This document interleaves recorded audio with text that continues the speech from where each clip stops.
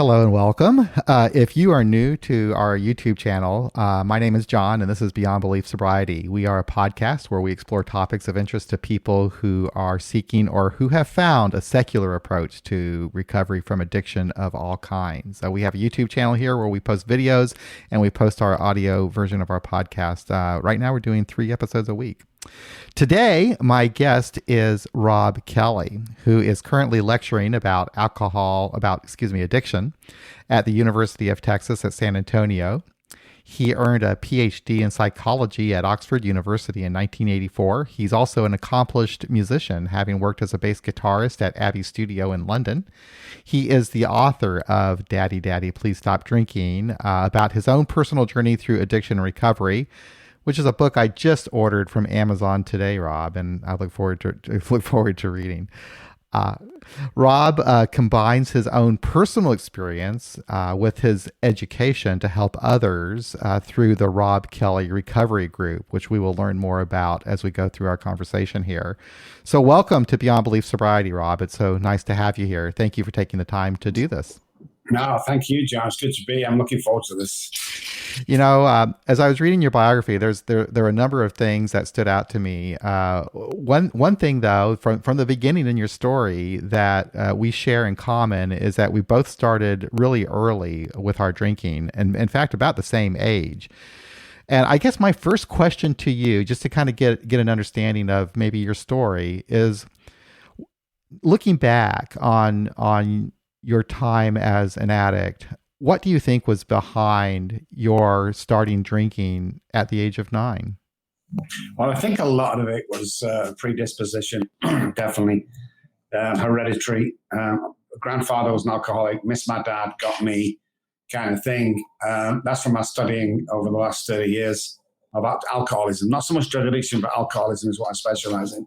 And then I was given the opportunity during a time of fear, which for me was on a musical stage in front of maybe 200 or 300 people, playing with my family and my uncle and auntie, and it was offered to me right there and then. So when I took this half glass of beer and I drank it down in one, the whole world for me changed right there and then. And I knew that I was going to have a relationship with alcohol for the rest of my life. So that was the turning point right there. For me, anyway, and it just all the pieces fell into place for that to happen.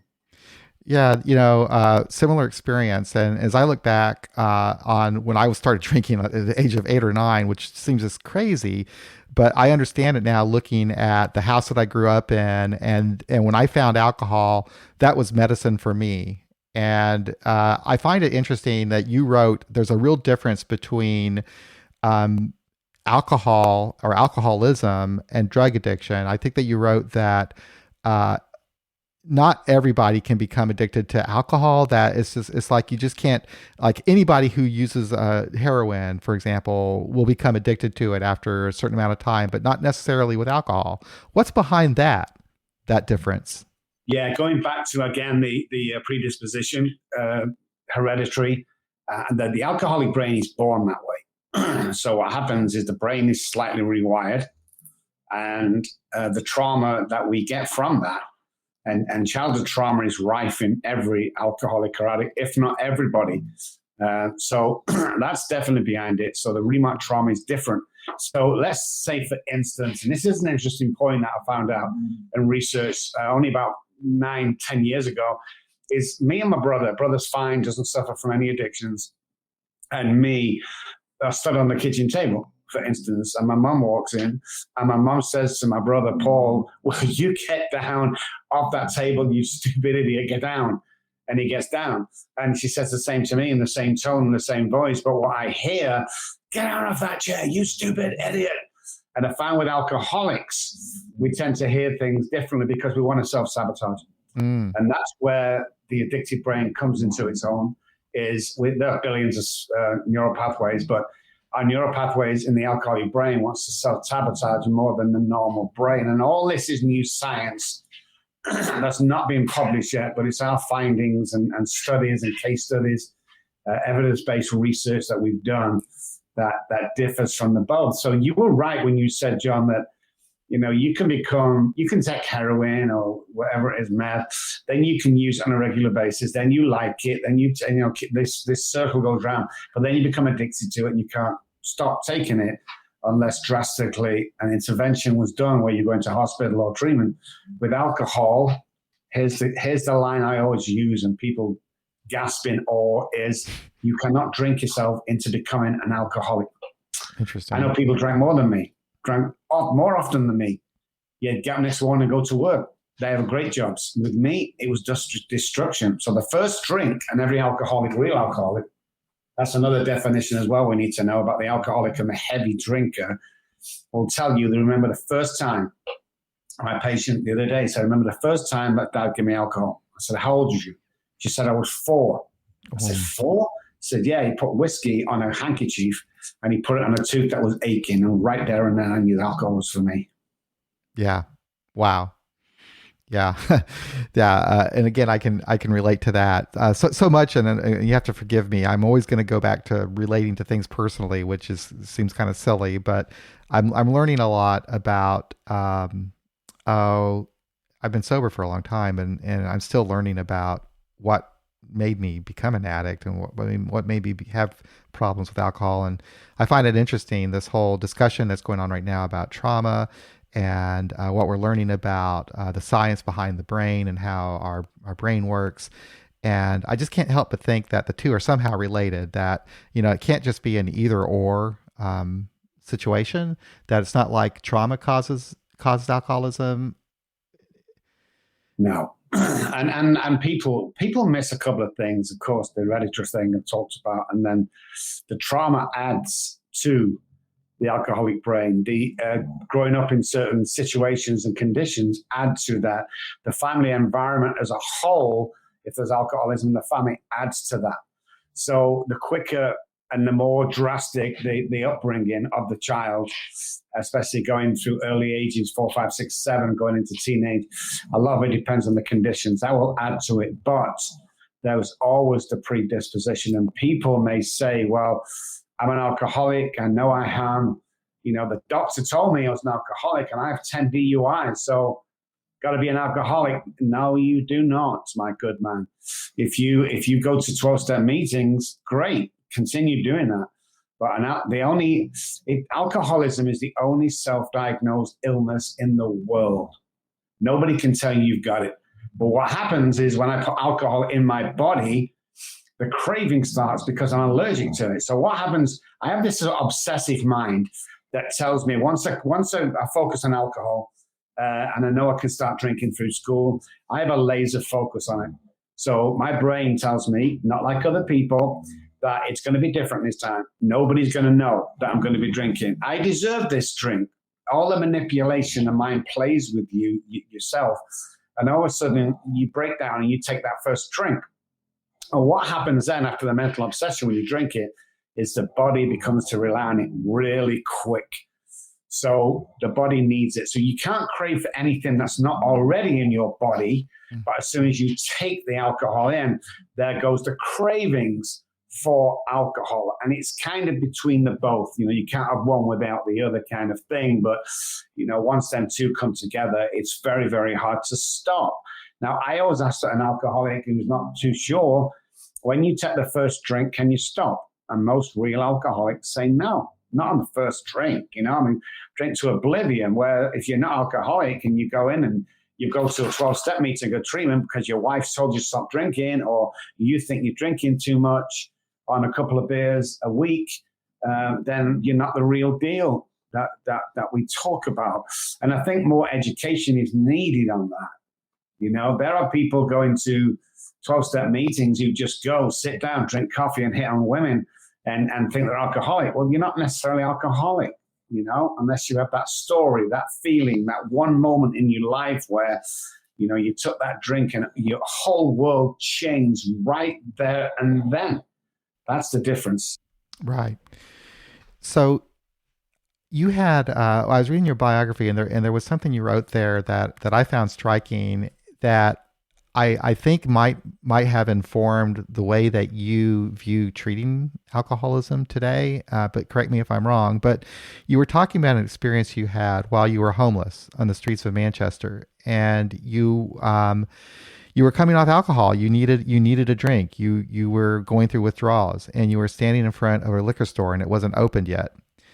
And they opened the liquor store, and the clerk pulled out a bottle of vodka, put it in a paper sack on the counter for you.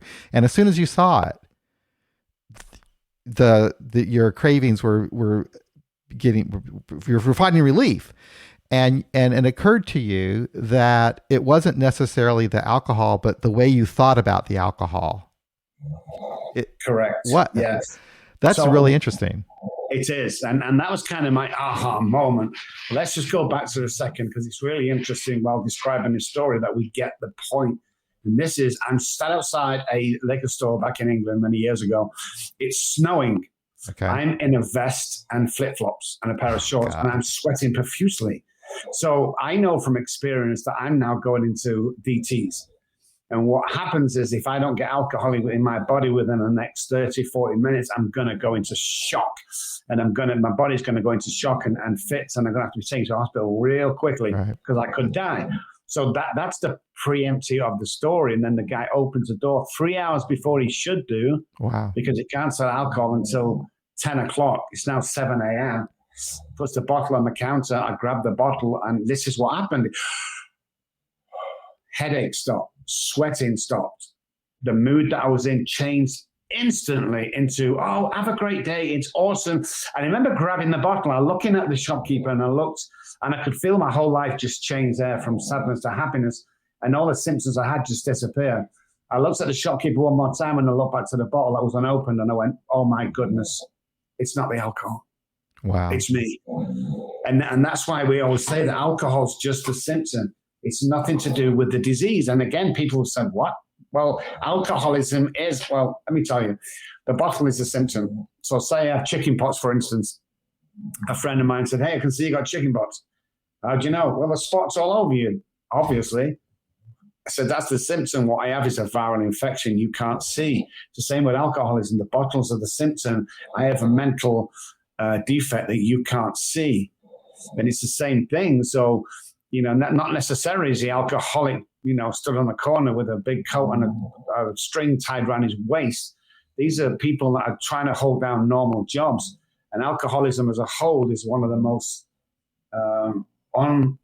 misunderstood illnesses in the world. There's no doubt about that with the research. You see, when I got off the streets, I was, oh my goodness, I can't believe I got off the street. Something happened, an occasion, I bumped into a guy. I spent the rest of my life studying alcoholism, the brain, the behavior, the upbringing, and the trauma around alcoholism. And we think we've got it right with the treatment that we administer. And what is that? Well, it's a no-drug treatment. It's all about changing neural pathways. So all alcoholics, who are the real alcoholics, predisposition, that kind of stuff, have self-sabotaging neural pathways all of the time. So 9 out of 10 times we'll always look on the bad side, not the good side. But the 1% will build up some sort of life or get ready for some sort of interview, whatever it may be, and the other percentage will self-sabotage on that. So that it's about changing neural pathways, getting the neurons to once again be in place to get that pleasure that we have from normal life, looking at our behavior, because there's a very interesting part to explain what we do. We use neuroplasticity, and we use somatic experience, and we use brain spotting.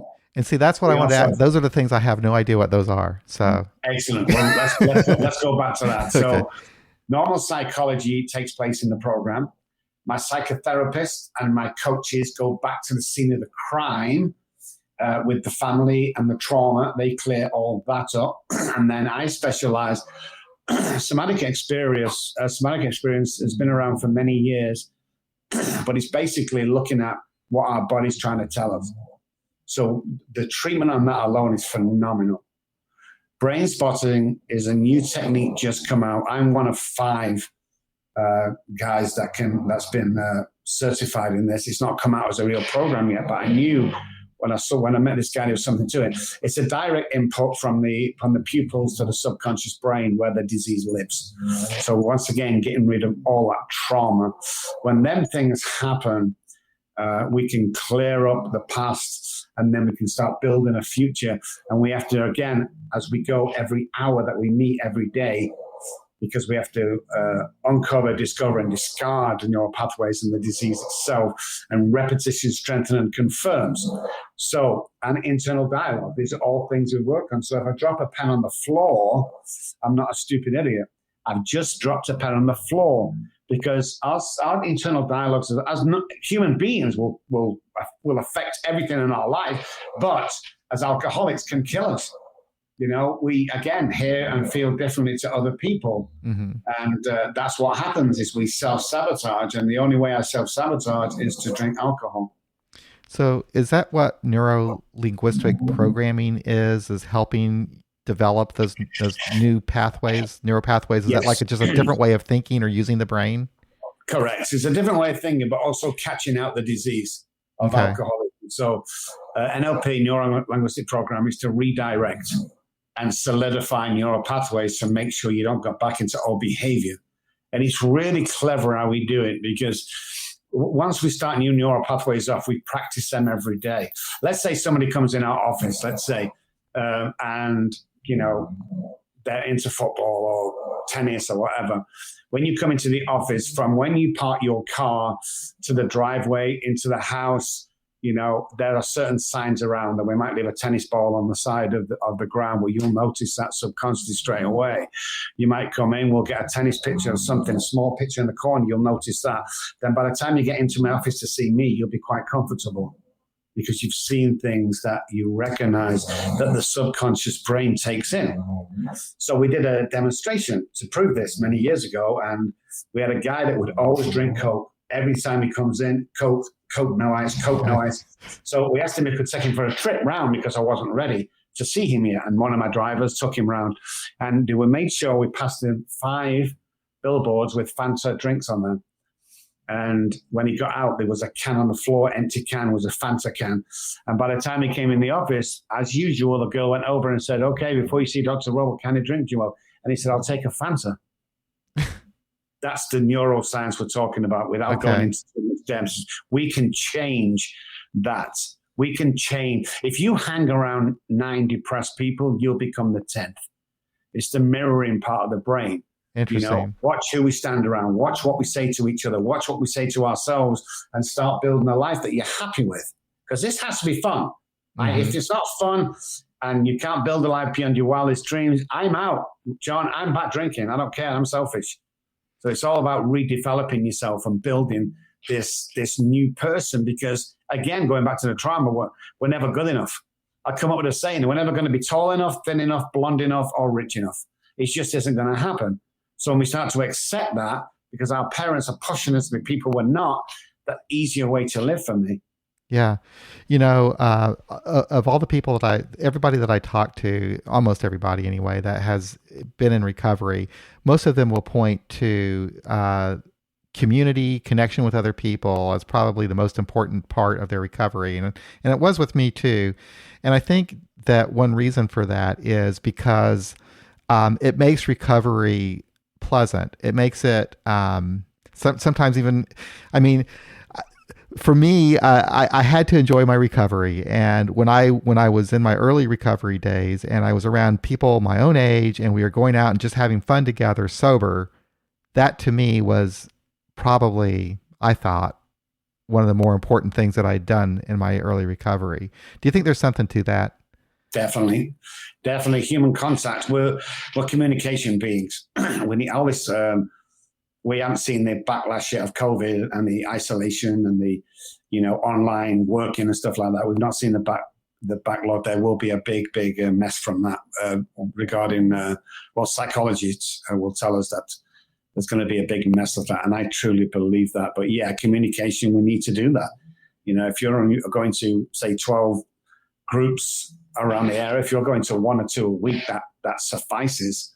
It's definitely part of the deal, because If you tell somebody something, they're going to start to believe it. If you tell them often enough, they're really in, they truly believe it. But if you do the same and continue, then I'm going to start to believe it. So that's the idea of meeting other people in the same situation that I'm in, where normal people don't understand. Normal people still think that alcoholism is a behavioral problem. Right. It's not a behavioral problem. It goes way deeper than that. But by meeting the guys who have the same disease as me, and it's like a pet rally when we meet. It's phenomenal. So that gives me the courage to go out and talk to people as I wish. And when I say thank you to somebody, dopamine released in my brain, and I love that stuff.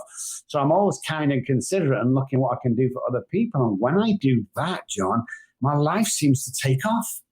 It really does, And it's just, if you're in recovery, okay, guys, listen to this carefully.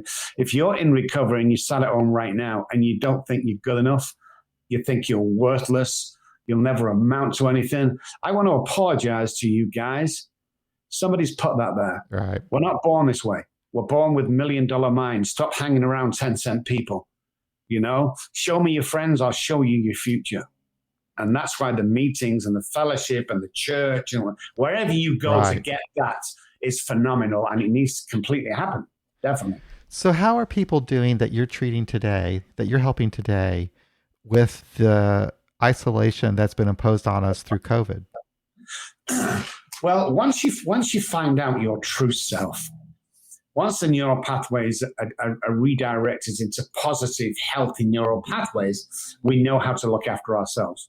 I've treated over 6,500 people in the last 30 years of doing this, many of them check-in, from the biggest rock stars and TV stars and movie stars in the world to the road sweeper and the janitor.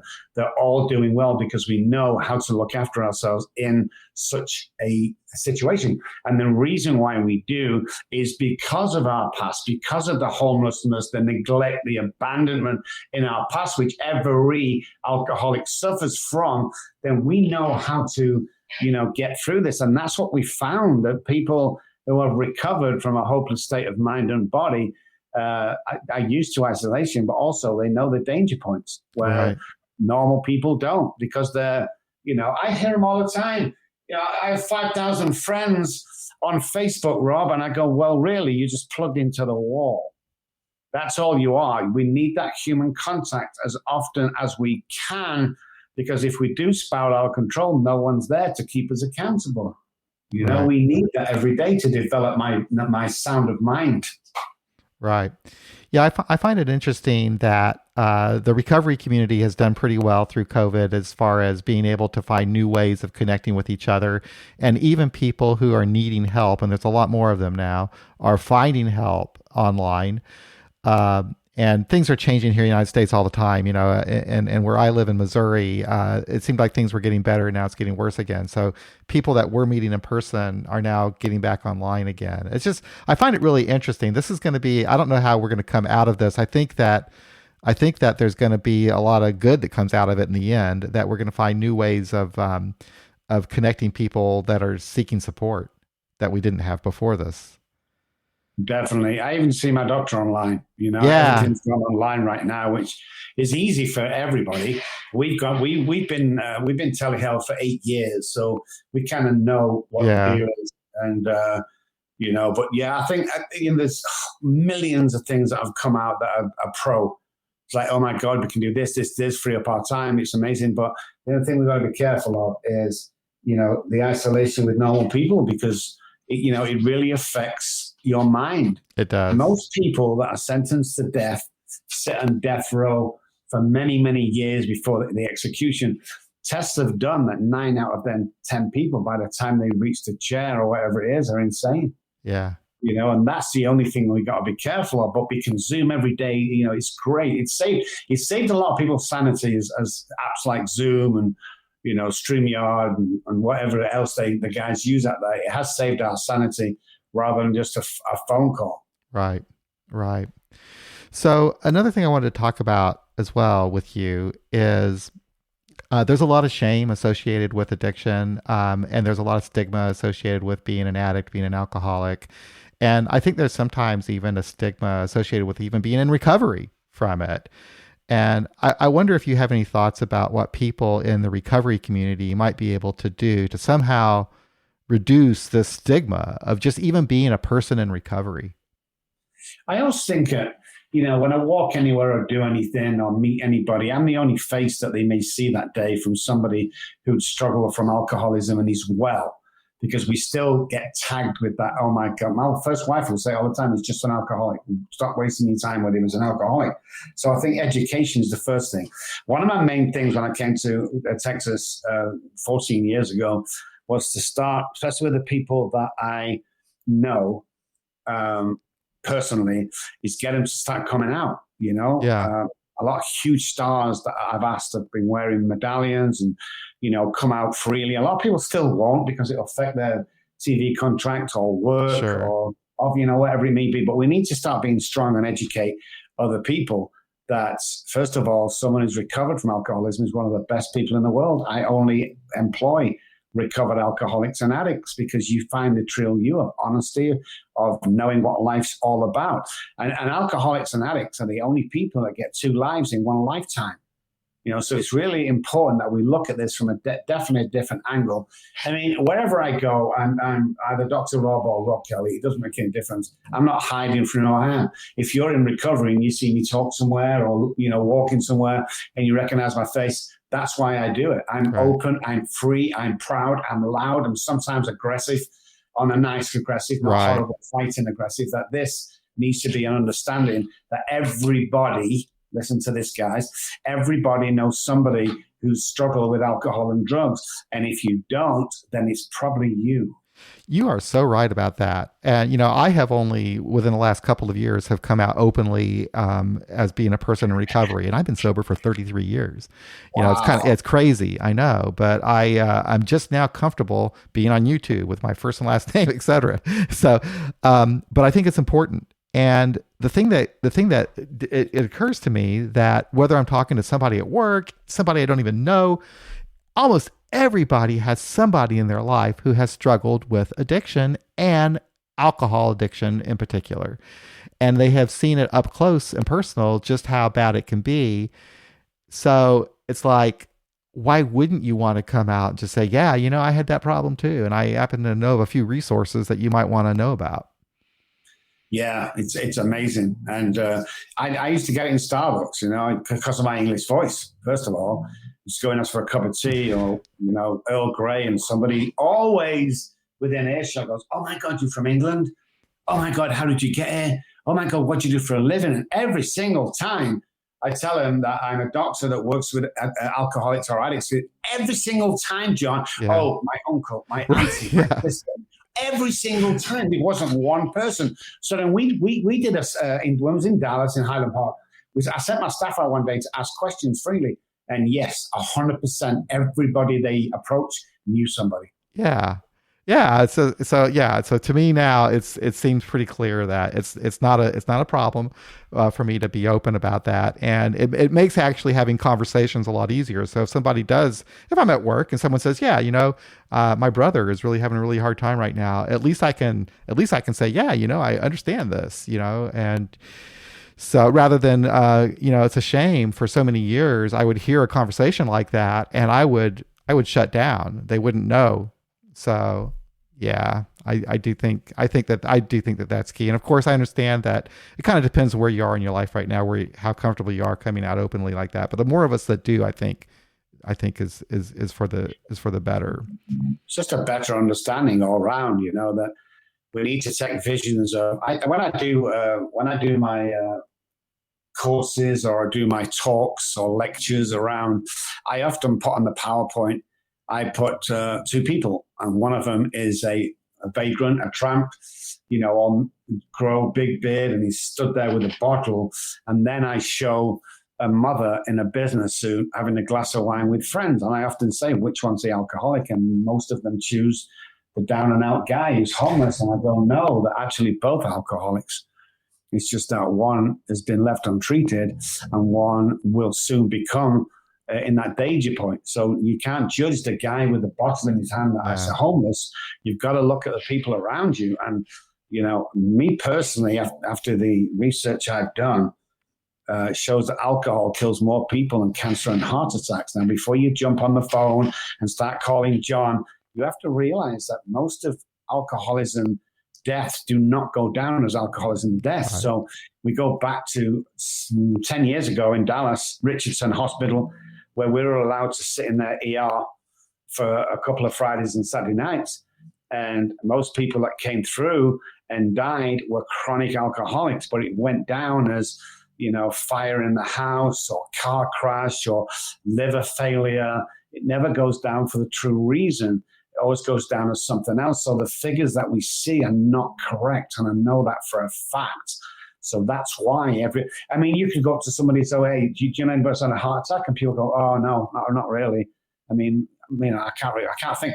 Alcoholism and addiction. Oh, yeah, straight away. So there has to be some truth in them numbers and not being presented correctly, because there's so much money to be made on alcohol and drugs for everybody involved, including the government, than there is to ban it completely. And that's why there's no money in recovery. Unless the pharmaceutical, and I'm sorry, guys, if I have to say this and offend you, unless the pharmaceutical company cannot give you a pill or a treatment center can't charge you $30,000 a month, nobody wants to know. And that's why there's a lot of homelessness, a lot of deaths happening, because you're still cast away into that, don't go near this person, they have a drink or alcohol or drug problem, stay away from them. And yet, if you only knew, just like yourself, John, how many people you worked with that have struggled with that but got their life back, you would be shocked. Yeah. So does the Robb Kelly Recovery Group, do you specifically treat alcoholism, or do you also help people with other addictions? All addictions. All addictions. Problems. Yeah, if you've got a divorce and you need your life change, come to us. If you've got depression, come to us. Bipolar, it makes no difference because it's all around the science of how the brain works and the central nervous system. So yeah, we treat everything. And we have a 90-day program because it's around 90 days that the brain fully starts to change and redirect. Oh. And we spend an hour a day with you on Zoom, because it's compliance software.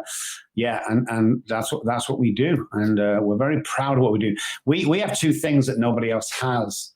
When you look at treatment centers and other places of a 5% success rate, we have a 97% success rate. And here's the thing I'm going to say, because nobody else is doing it in the world. We are that confident about what we do, that we offer a money-back guarantee. That if you relapse whilst following our program in a year, 2, 3, 5 years after, we'll refund every single dime that you've put into my office. Every single dime. Wow. That is amazing. Yeah. That is amazing. And that's actually nice to hear, because it almost seems like if you run in a treatment center, it's almost like you're incentivized not to get the person well, because they keep coming back, with their relapse. But our whole system kind of seems to be that way anyway. It's like our whole health system is kind of designed to kind of keep people sick in a way, because you make money from it. But every time, you go to your doctor, you pay a copay. They send you to get X-rays, you pay a copay. Right. Then you got to go back to the doctor to get the answer from it. Then there's another copay. Right. Just no wonder the insurance is crazily high. It's like, I don't know, I don't understand it, but yeah, what are you going to do? So I watched an interesting clip of you. You had an interview with a local television station in San Antonio, and you were talking about the opioid epidemic and who's responsible for that. And I thought that was really interesting. There is some culpability out there, isn't there? There's a couple of, if you watch that clip, it was an interesting clip. It got a lot of views. Mm-hmm. I think that went national. But what happened, it was, we're talking about opiates, and we're talking about a company in particular called Purdue. Yeah. Purdue Company or Purdue. And I obviously said things direct like I do, and it had a huge effect on people watching it, and it went crazy on YouTube. Now, I'm not saying it was a direct matter of me speaking there, but they filed for bankruptcy the next day. Wow. Yeah, I'm not saying there must have been hundreds of things that happened, but I'm proud I was part of that because we really need to look. When you look at painkillers for as a whole, the pharmaceutical companies run this country. End of story. What happened to morphine? It was good enough for my mom when she was having children. It was good enough for my mom when she had cancer. It's good enough for everybody else with the pains and the break and all that stuff. What happened to that? Why did we need a stronger painkiller than morphine? And yet look at the stuff today on the market. It's ridiculous. Absolutely ridiculous that we should get fentanyl that's only supposed to be used in really heavy cases of cancer now on the streets. Yeah, that amazing. And fentanyl, from what I believe, it kills you. Just small, tiny amounts of it kills you. Tiny amount will kill you. That's just incredible to me. Yeah, it is. I mean, I don't know. It amazes me. But then you go back to the billions of dollars being made and all that stuff that shouldn't even be on the open market or on the streets, but find its way because it's all about money. Right. All about the money. As soon as they find out how to get hold of it or the compound structure, they're making it themselves. It's just crazy. There's no need for it. And we're killing. I became an American citizen about 6 months ago, and I take this country very seriously. I got my green card the proper way. I didn't come over here and marry somebody. I'm not saying that's right or wrong. I'm just saying I love this country. I see my own country get massacred from letting anybody in the country. So I'm really proud to be an American today, and it hurts me when I see people dying on a daily basis of the stuff that's on the streets right now. Being cut with all sorts. You've only get some, I don't know, heroin or whatever it is, and stick a little tiny piece of fentanyl in there, and all of a sudden you're the best drug dealer in that area, and people are going to come to you.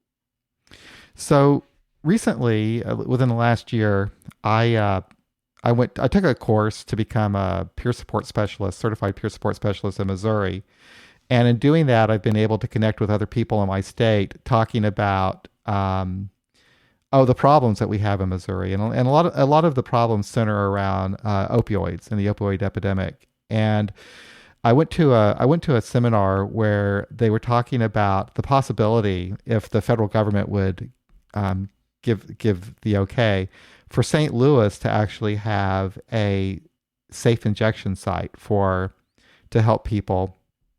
And I'm just kind of wondering if you could give me your thoughts on harm reduction, and if there's a place for it in recovery, and even is there a place for it in alcohol recovery?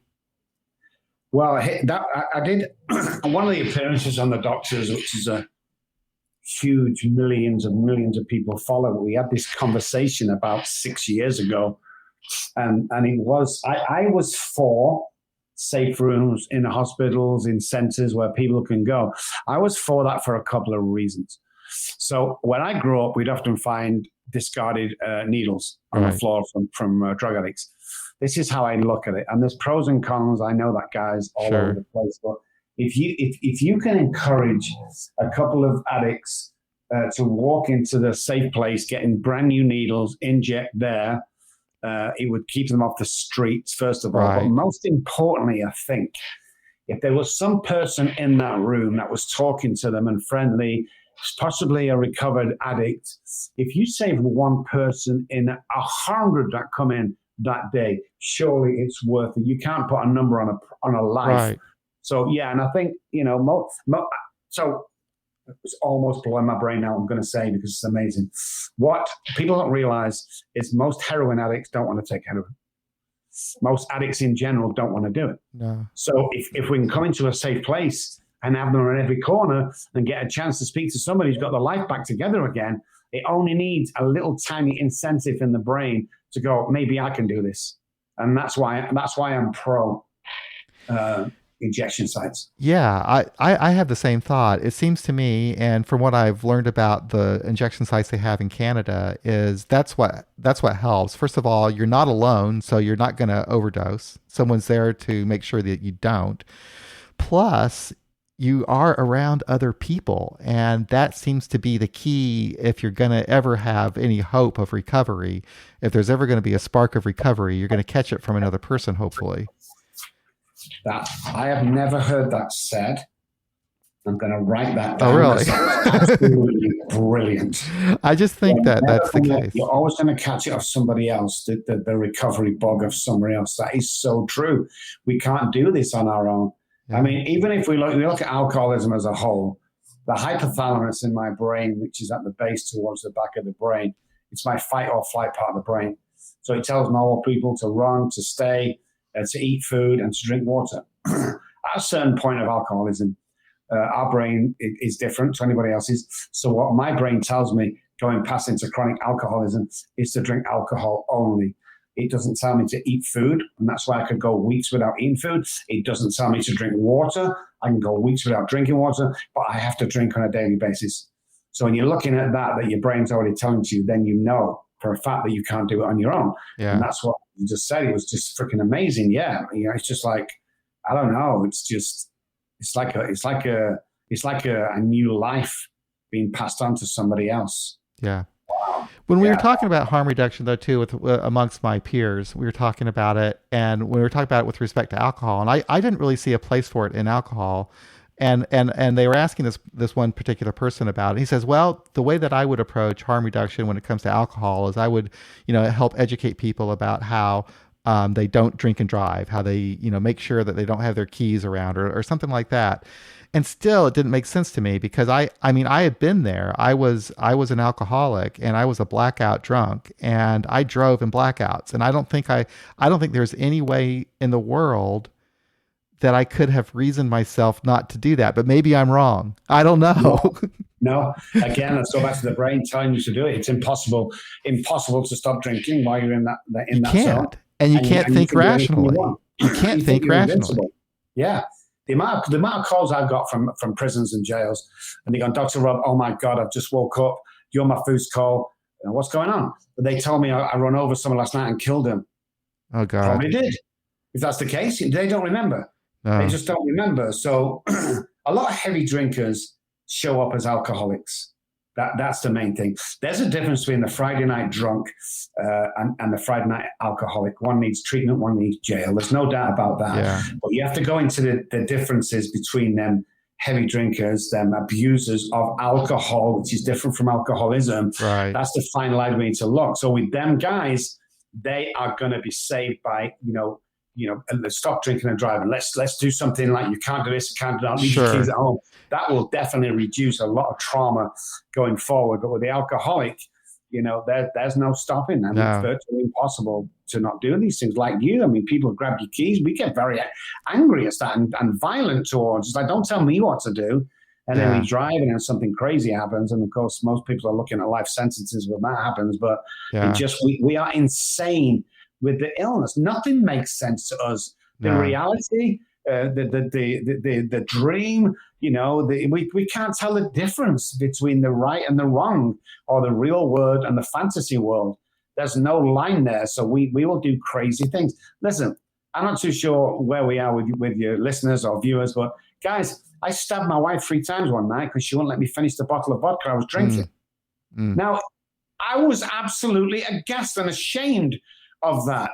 But I didn't. I did it at the time because that's what I do. Right. Don't take the alcohol off me and don't tell me I can't drink and drive, because it doesn't work with us. It works with heavy drinkers and abusers of alcohol, and it's beautiful. But with us, it don't work. I can see the difference. And, and I've also read too that some from authors I respect that, you do have to kind of think about alcoholism or alcohol use disorder, whatever you want to call it, as kind of lying on a spectrum. And you might have some people who are in the sober, curious category who can just stop for good health reasons, who still have some sanity about them. But then you have other people who are on the other side of the spectrum that are really seriously ill and need something more serious than just to be able to stop. They need some more serious intervention or help. So here's the crazy part, that with normal people, that goes a long way. Alcoholics, the bottle's only the symptom. So it's not about the alcohol. What's it about? Then we go back to the trauma. And when we go back to the depression, then we go back to the isolation. Normal people don't do that. Right. Wife or doctor says, you better stop drinking, Johnny, otherwise you're going to be dead. Boom, stopped. I'll just have one night a week where I go out and go blitz. Great, go and do it. Just don't drink and drive. Don't get into trouble. Go and do that. It's great. But with the alcoholic, it's not about alcohol. No alcoholic towards the end of his drinking career enjoys the taste. Nobody does. They hate the taste. They hate what to drink. But we have to do it time and time again because it's not about the alcohol. Yeah. In my studies, alcohol is 1% of alcoholism. And that's most important to understand, that it's the spots to my chicken pox. It's the bottle to my disease. You know, I have this horrible disease that for which there is no cure. There is no cure for alcoholism. But hey, before you get all freaked out about that, there's no cure for the common cold. Right. Or food poisoning. Right. You just have to take a few simple steps every day and look after yourself and make sure you follow a rigid program to make sure that you never drink again. Right. Because there is no cure for that. Whereas a normal person having a DUI or, you know, punched the missus one night is like so ashamed that he could probably never drink again. With the alcoholic, he does the same thing the next day. Right. And you're finding though that once a person gets treatment and once they start rewiring those circuits, they can have a happy, productive life. And fairly quickly, it looks like within about 90 days, you begin rewiring those your brain. Definitely. I mean, we always tell people when they come to us, you'll see a difference from day one. And like people come in, well, I've been seeing my therapist for 5 years. Why?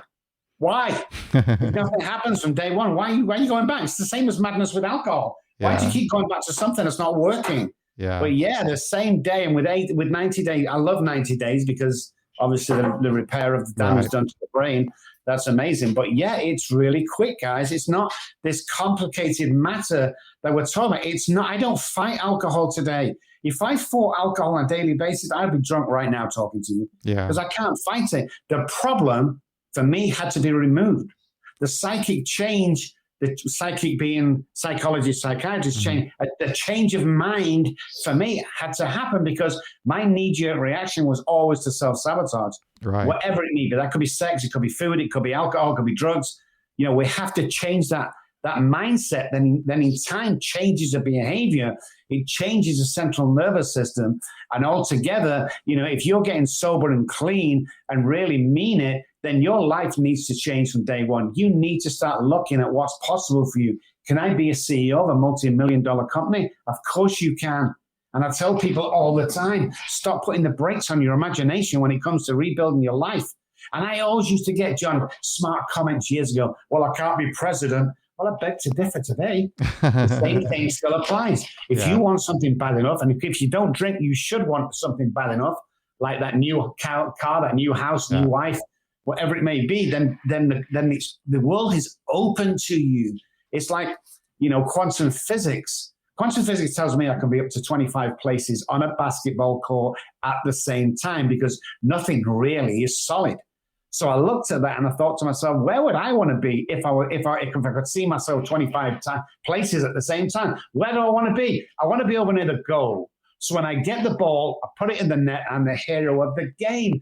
People always ask me, John, well, how do I get there? Well, you've already visualized it in your head. So walk over and take that position. That's it. That's it. Don't beg for it. Don't go back, drink. Walk over and take that position. Because what you can visualize in your mind, you can hold in your hand. Yeah. I'm living proof of that. Yeah. I'm absolute living proof. And my youngest daughter, I've never seen since they took them off me many years ago when they were youngsters, you know, and I'll probably never see her again. And that's the price I have to pay. But you know something? My eldest daughter got in contact with me 4 years ago. And as of about 6 months ago, she's my therapist in my Manchester office. Isn't that great? That's wonderful. So these are the things that can happen if you stick to it. It might not come at first. The changes might not be absolutely amazing when you want anything in life, but it's definitely attainable. Right. Definitely. Yeah. Well, I think that you have a really positive message, and I like the science behind it, even though I don't understand it. You help me understand it. You do a good job of explaining it in a way that a person like me can kind of grasp it. You know, understanding how I can kind of rewire my thoughts to train my brain to think in a different way, and that I can actually have a decent life in recovery. So I think that it's just, I think there's a lot of promise right now for alcoholics, and thank you for the work that you're doing, not just with the recovery group and your work as a therapist and as an educator, but also being out there in media and educating the public about addiction and the hope for recovery. I think it's important work, and I'm really grateful that you do that. So thank you for putting yourself out there and for being on this podcast. I appreciate it. Definitely, the future is bright. And one more I want to say, because I've done my research on you, John. I know what you do and who you are, and you're an amazing person. Absolutely amazing. And thank you for coming out and driving, helping hundreds of thousands of people with the ripple effect. Listen, guys, if you start at home and you don't know what to do and you're feeling down and your life just looks like crap, here's my personal phone number, guys. I'll give you a pep talk in 10 minutes that will change your life. I guarantee you. It's 214-600-0210. That, my friends, is my personal cell phone number. You won't get my assistant, you won't get my receptionist, you'll get me. Okay. If I'm busy, call me, I'll call you back. But listen, you're not alone, guys. I'm here to help. I'll put that out there in our show notes. So again, thank you, Robb. It was really nice to talk to you. I've enjoyed every minute of it, and it was so great to have this opportunity. So with that, I'm going to go ahead and play our outro music. And that's another episode of Beyond Belief Sobriety. Thank you so much for listening. If you'd like to help out our podcast, there's a couple ways you can do it. Just go on over to our website, beyondbeliefsobriety.com, and click on the donate button or buy us a cup of coffee, or you can become a patron at patreon.com/beyondbeliefsobriety, or go to our YouTube channel and become a member of our YouTube channel. But if you can't do any of that, that's okay. We're going to do this because we just love podcasting and talking to people like Robb. Thanks again, Robb. I really did enjoy this conversation. I appreciate it. My pleasure. Absolutely. And good to meet you, John. Nice meeting you.